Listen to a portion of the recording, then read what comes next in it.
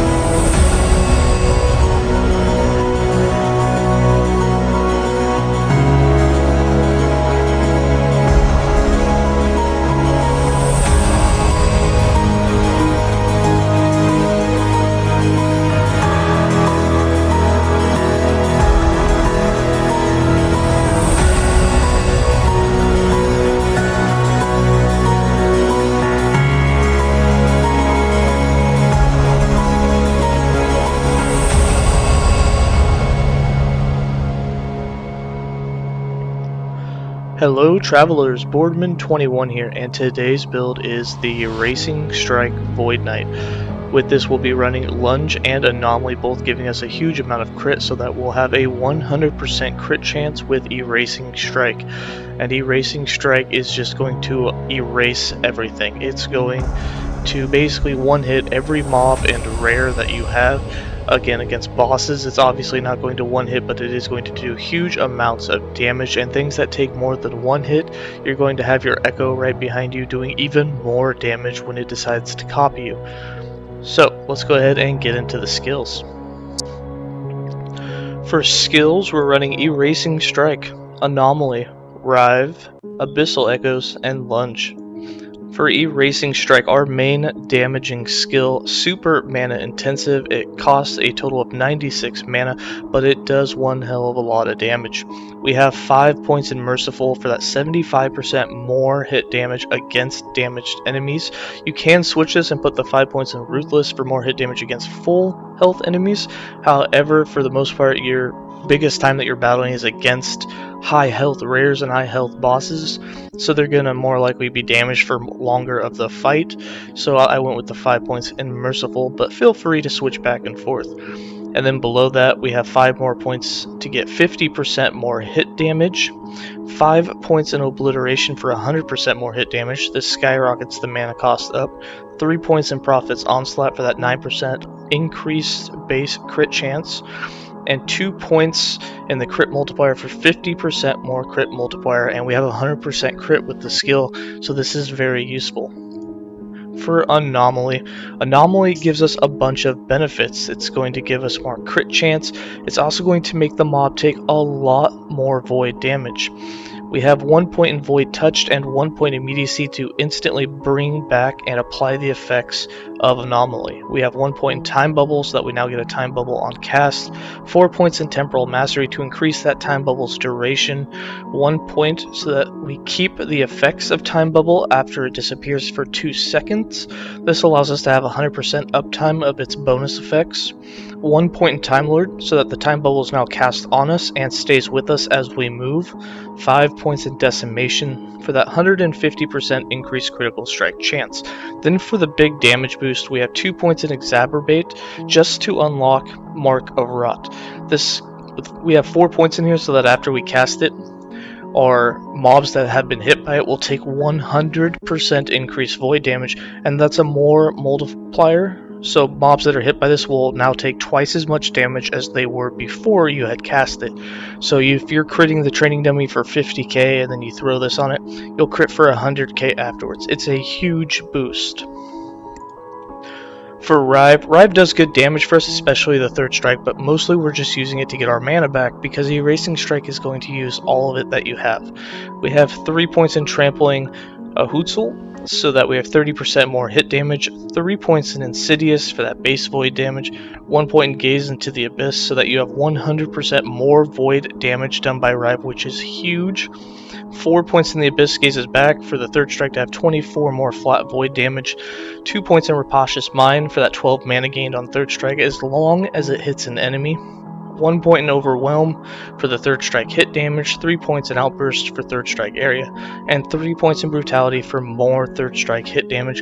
The third strike hits for about 10k against enemies, which is a huge number, and remember both that the Erasing Strike, your echoes can't repeat, and we have echo damage increases, so they'll do even more than you do. For Abyssal Echoes, it was a tough choice to use this or Devouring Orb, but we went with Abyssal Echoes because it doesn't slow you down as much, it's an insta-cast that lets you keep running around, and it has some void penetration with all your other melee skills, which was enough for us to go with it instead of Devouring Orb. So we have 1 point in Echomancer, 3 points in Abyssal Infusion for that void penetration with all of your melee attacks for the next 4 seconds. By default, when you take 1 point in Mental Echoes, it has a 5-second cooldown, but it becomes insta-cast, but with 1 point in Reality Stirge, you can take that down to 4 seconds, which will give you 100% uptime of the void penetration. With 3 points in Abyssal Remains, you can make it a bit cheaper. Then we went into Temporal Blight so that we get Temporal Blight on hits with it. This will slow the enemies down. It will also reduce their attack and cast speed. We have 2 points in Dissolving Blight, 3 points in Eons of Pain, and 5 points in Potent Blight to make it more effective, last longer, and to get some armor shred. The effectiveness raises it up so that instead of 5%, you're now getting 12.5% reduced attack, cast, and movement speed on the enemies hit by Abyssal Echoes. Then for Lunge, we're using Lunge for the crit chance increase. We have 3 points in Tactician, 1 point in Initiative, 5 points in Avenger's Charge for that 200% crit chance, which is going to allow you to have 100% crit chance total with your Erasing Strike. It'll also increase the critical strike of Rive quite a bit. You'll see that you're doing quite a bit of critical strikes all over the place. We have 4 points in Deadly Aim, 4 points in Forge On, 1 point in Unstoppable so that you're invincible while lunging, and 2 points in Into the Fray for that increased area. For passives, we have 35 points in the base Sentinel class, with 5 points in Overwhelm, 8 points in Juggernaut, 5 points in Armor Clad, 5 points in Time and Faith, so that we can get that mana gained when we use Rive, 2 points in Retaliation, and 10 points in Mail Crusher for that 120% increased damage when you're using a mace, which is what we'll be wearing. No points in the Paladin, no points in the Forest Guard, and 76 points in the Mastered Void Knight. 5 points in Temporal Corruption, 8 points in Void Blades, 10 points in Devouring Blade, 8 points in World Eater, 1 point in Void Corruption, 10 points in Umbral Attunement, 4 points in Woe, 5 points in Singular Purpose, 8 points in Future Mind, 5 points in Void Aegis, 5 points in Echoing Strikes, 5 points in Time Legion, 1 point in Avatar of Regret, and 1 point in Dread. For items, the idols that you want to go for are going to be ones that give increased echo damage when a skill echoes and increased melee void damage, and these can roll incredibly high, which is why we're doing a lot of damage. Now, we have 4 of these that we happen to have, but if you don't happen to have 4 of these, feel free to throw some other things. There's some idols that give increased melee damage for 4 seconds when a skill echoes, and they also give increased void damage or something else as a suffix. These ones will work as well. There's also some 1x4s and some other idols that you can use, but basically anything with echo damage or melee damage or void damage on it is something that you're going to want. For our weapon, we're using a two-handed terror mace because you get that 120% increased damage in the passive tree. On top of that, this comes with the most melee physical damage implicit that you can get on any weapon. With that, we added melee void damage to it, and we put on melee critical strike chance because we want 100% critical strike chance with Erasing Strike every time. We also put increased percent chance to stun with melee attacks and plus all 2 attributes because the damage of Erasing Strike stacks with both strength and attunement. Those are going to be the 2 things you want to stack the most of so that you can get the most damage out of it. For our chest, we put strength, attunement, increased damage by an echo when it echoes, and increased health. For the helm, we did the same thing. Strength, attunement, we did mana gained on Rive use, and increased echo damage when a skill echoes. For our amulet, we have set physical, we have set necrotic, we have flat health, and percent elemental resistance. For our ring, we have attunement, strength, health, and elemental resist. For our belt, we went with set physical and set necrotic, increased and hybrid health. The other ring, we did set physical, set necrotic, elemental resistance, and health. For our gloves, set physical, set necrotic, we went for the 4-piece set on both of those.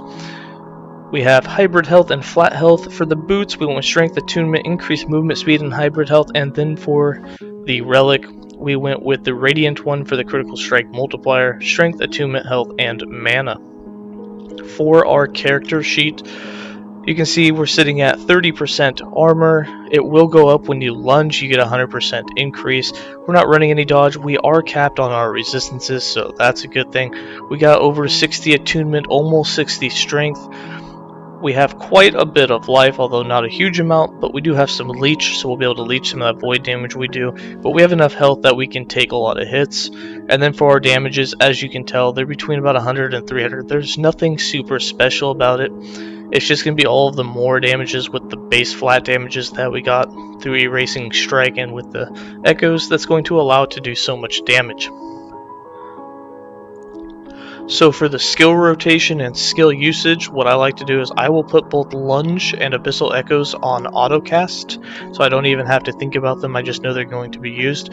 I will not put Anomaly on autocast because I want to use it timely every time I plan on using Erasing Strike to get that more damage out of it.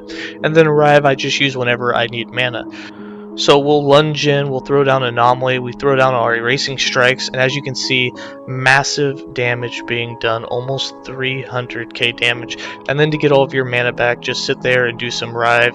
Your Shadow will do Rives with you, it'll hit even hard. As you can see, our Rive is hitting for about 56k, the Shadow's Rive is hitting for 100k. If you use Anomaly with it, it's even more, and you just keep doing that against a mob until it dies. Alright, let's go ahead and get into some more gameplay.